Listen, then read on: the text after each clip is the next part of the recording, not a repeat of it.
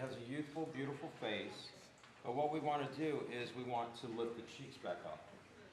So what we've found in cosmetic surgery is, in the past we used to just believe it was loss of elasticity, but now we really believe a lot of it's that our faces are deflating, sort of like the grape turns into a raisin as we get older. And so what's actually happening is the cheeks when we're younger are a little bit higher up like this, and with age they slip down a little bit and it creates this nasal labial fold.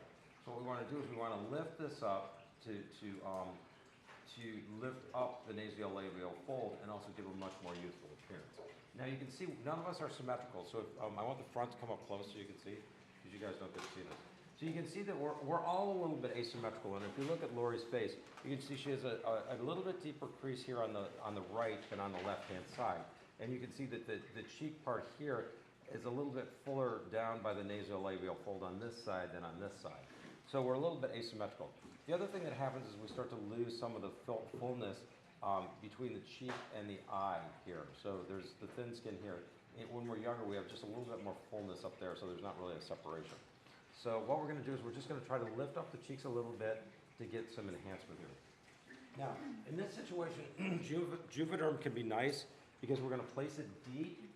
And the thing that's nice about Juvederm is it's humectant, which means it attracts water. So there will be some swelling after we put it into the cheek. So this is going to hurt just a little bit, but the nice thing about this is it has lidocaine in it, which means when you're injecting it, it gets a little bit more comfortable as we do it. So what we do is we just look for the sulcus right in here, and we're going to inject the filler.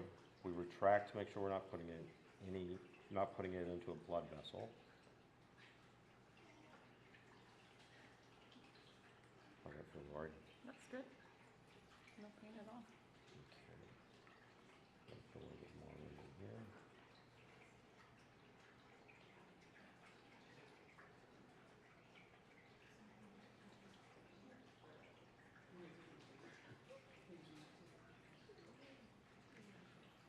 And we want to get it a little bit higher here, so we're going to go a little bit here.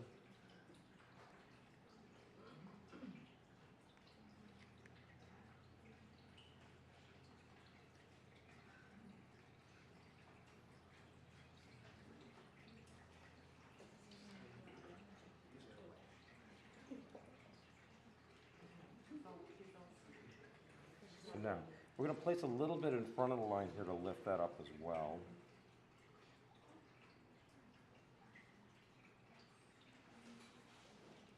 But if we just place it in the front of the line, what will happen is it actually brings the whole cheek down.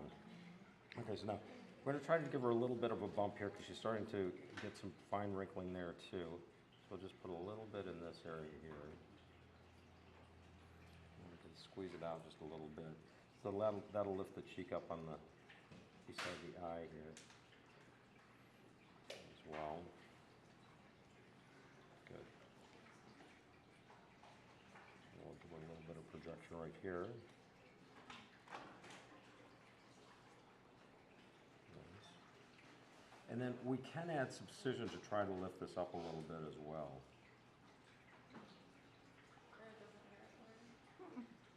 It's got the numbing in it, so it's really not too painful. Okay, we did that side.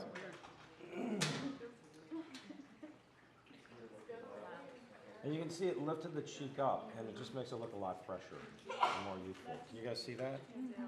Okay, so this side is a little bit better already, but we want to balance it out. So again, we're going to try to get some forward projection of the cheek.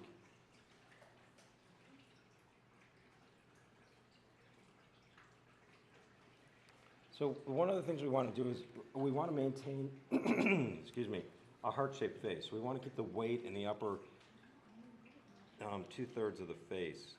You know, a lot of people fill in the lower third of the face, but we really want to keep the weight up here so we have sort of a triangular look in the face. If I look here, we have just a little depression right here I want to get.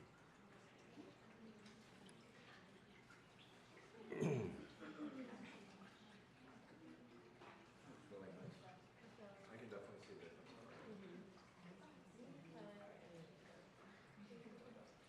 Lori's not tearing or anything like that, so she's probably not suffering too much. It's not too bad, is it? No. Good. I'd say 0.5 on the scale.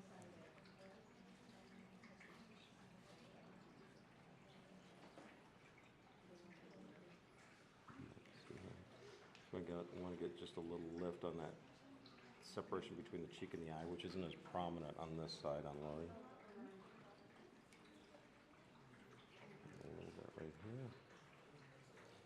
And now some people will do cheek implants, but oftentimes there's a little bit of a problem when you do cheek implants in that you can see the separation, where you can actually see the implant underneath the skin. And oftentimes you'll have to go back and fill just a little bit around that implant anyway. There we go. So that's it. So I think this is a nice little lift. And you know, the thing the patients will sometimes say to me is they'll say, well, I don't see where you put it. And the point is that you don't want to be able to see where you put it. You just want to look natural and fresh. And so that little bit of a freshening took, what, about 2 minutes? And she just looks a little bit softer, a little bit fresher, but she doesn't look unnatural.